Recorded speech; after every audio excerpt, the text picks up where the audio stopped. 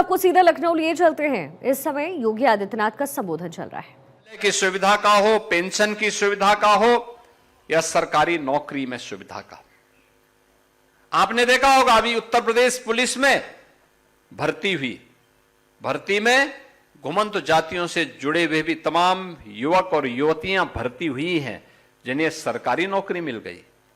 पहले कोई पूछता नहीं था, अब सरकारी नौकरी मिल रही है।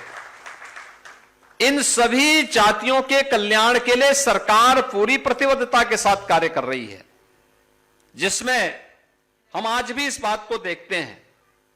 नट है, बंजारा है, बाबरिया है, सांसी है, कंजर है, कालवेलिया है, ये सभी ऐसी जातियां हैं जिनके कल्याण के लिए कार्य किए जाने की आवश्यकता है।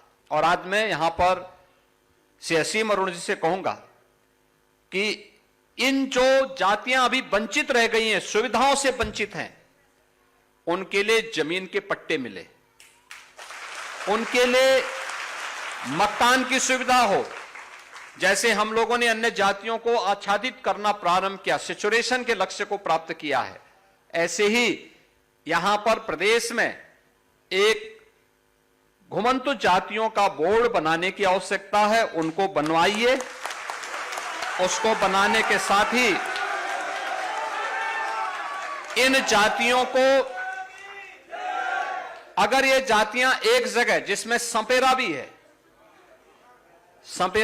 यहां है सपेरा, देखो सपेरा भी सब है, हां, सबको करेंगे।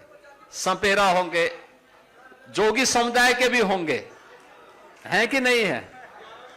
देखो बंजारा मैंने कहा है, बंजारा, नट, कंजड़, ये सभी को एक बनवा करके और इन सभी के लिए जमीन के पट्टे, मकान, ये लोग वहां बटे, इनके लिए कॉलोनी बनाएंगे, मकान की कॉलोनी बन सके।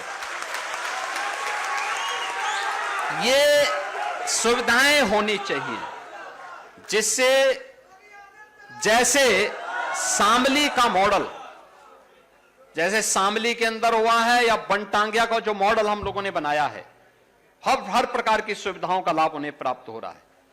ऐसे ही सभी प्रकार की सुविधाओं का लाभ मिल सके और आजादी का सही अनुभव न केवल इनको बल्कि सरकारी नौकरियों में, शासन की सुविधाओं में इसका लाभ इन्हें प्राप्त हो सके, यह एहसास आज प्रधानमंत्री मोदी जी के नेतृत्व में दिलाने की आवश्यकता है।